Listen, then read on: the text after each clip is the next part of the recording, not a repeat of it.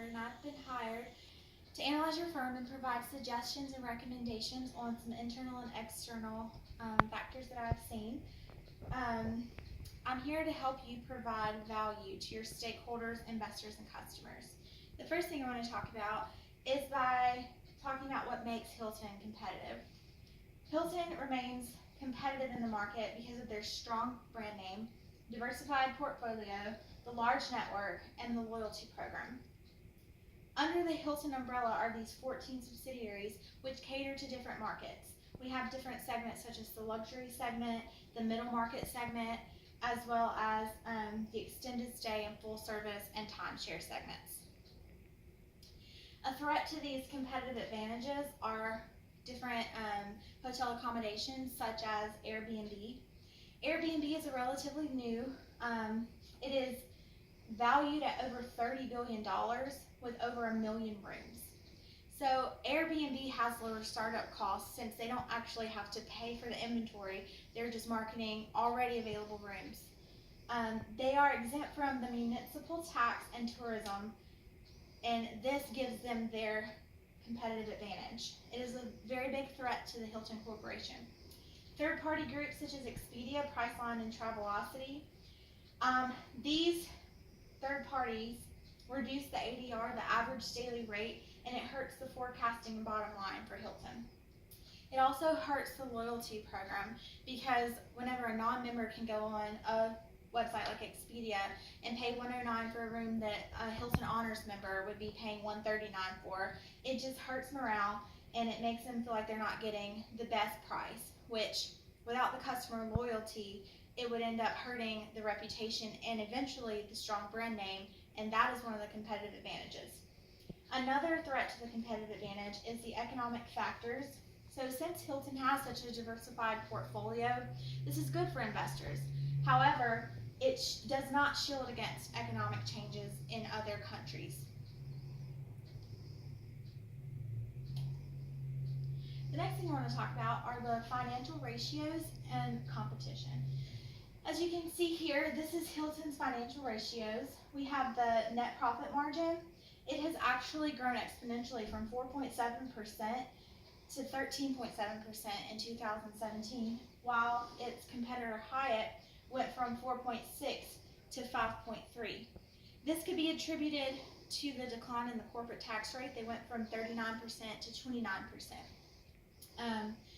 Here we're going to take a look at the debt to equity ratio. For Hyatt, the debt to equity ratio was 0.4%, it's pretty much stayed stable to the 0.41%. Hilton, however, went from 1.1% all the way up to 3.1%. The company's debt to equity ratio could potentially be detrimental to shareholders. With a debt to equity ratio of over 2, this means that the company is more heavily leveraged, and that could potentially mean lower profits for shareholders. Here we're going to look at the net unit growth forecasted for 2017 through 2019. Here it shows that the United States has an anticipated net unit growth of 65%, while the other countries are anticipated much slower growth rates. The opening segmentation for 2017 to 2019 is going to have the largest growth in the focused hotel segments and the full segments, with the lowest growth in the all suites and the luxury and lifestyle hotels. As you can see here, we have our expanding footprint. The blue is going to be the United States at 50% and at 75%. These are the comparison between the supply and pipeline. Pipeline refers to basically inventory that hasn't been let out for rent yet, so it's not generating any profit.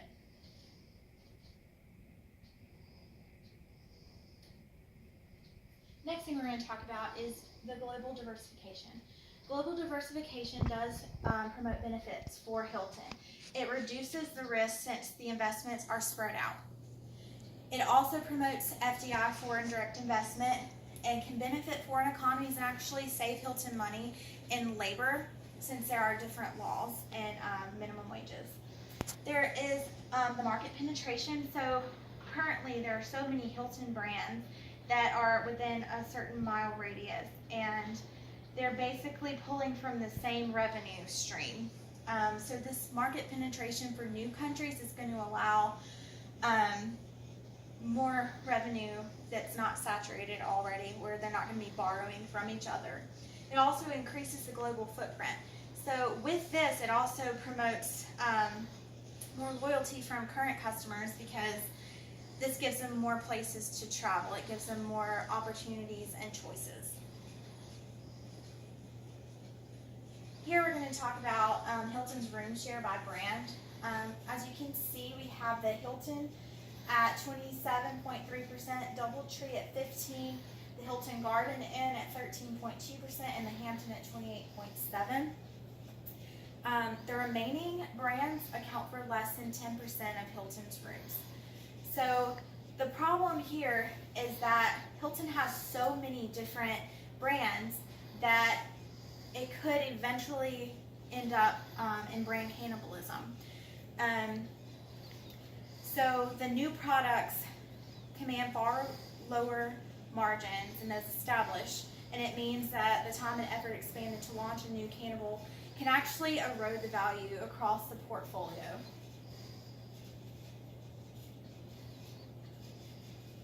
Here we have the different segments and the different subsidiaries.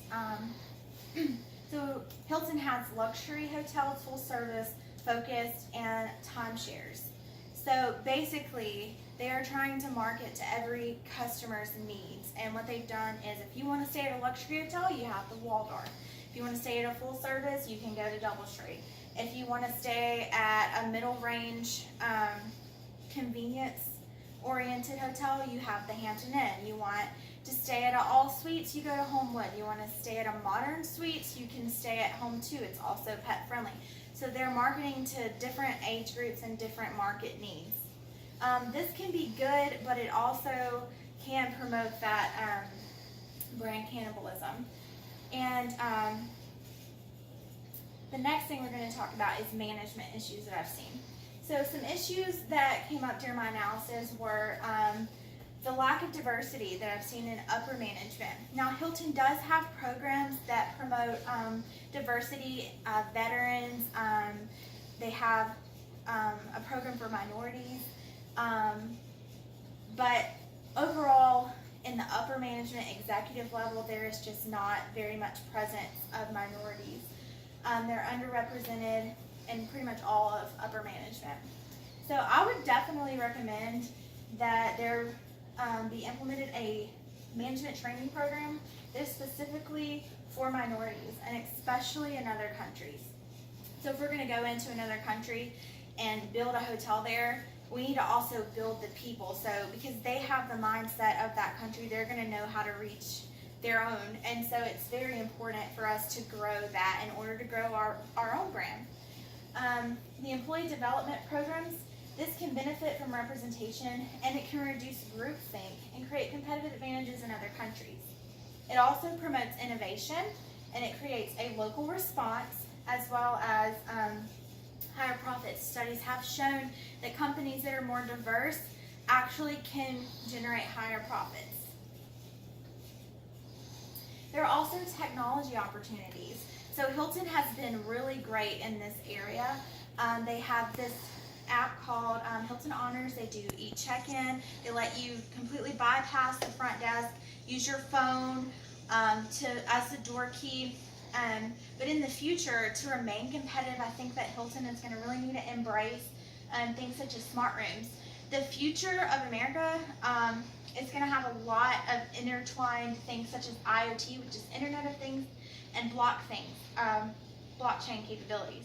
So, for instance, face recognition, luggage tracking, loyalty tracking, fraud prevention, intercompany arrangements through smart contracts using the blockchain. These are all things that I believe can really just take Hilton to the next level and keep them competitive in this market. So my recommendations would be to focus efforts on the brands and segments that generate the most revenue. So when we look at Hilton's statistics, the luxury and mid-scale markets are what is bringing in the money. instead of like the newer brands such as True, that it's more catered toward millennials. Millennials are going to be wanting the best price value. We're going to focus on a strategy and stick to it. So the luxury segment should not be competing with Airbnb. Airbnb is looking for the best price. Hilton is offering luxury. We need to stick to that to generate those profits. The reverse market oversaturation by moving hotels to new market. We need to help reduce this brand cannibalism by moving the hotels into areas that haven't been saturated already by Hilton brands. We need to increase the global footprint and reduce the risk of, by focusing on these global markets. We need to also implement a strategy to improve the debt to equity ratio. I recommend refraining from catering to the hotel inventory for hotels that aren't generating that much revenue. Get the debt to equity ratio below 2 and then implement a plan to protect the debt to equity ratio. This will help protect the shareholders' best interest, reduce the interest payments, and actually put more money back in their pocket. We're going to implement minority and management training programs, as we talked about earlier. We're going to capitalize on the technology opportunities because it is so much cheaper to advance technology than to build a new brand to cater to the needs of the younger generations. And last but not least, we're going to increase the benefits for loyalty members. So if we increase the benefits for loyalty members, then we're going to increase satisfaction. Customer satisfaction is what keeps our brand strong. So we have to remain, our reputation has to remain strong, and ultimately the brand to keep our competitive advantages and remain competitive in the market. So these are my recommendations from the analysis that I have done on your firm. I hope that it has helped and you take them into consideration. Thank you.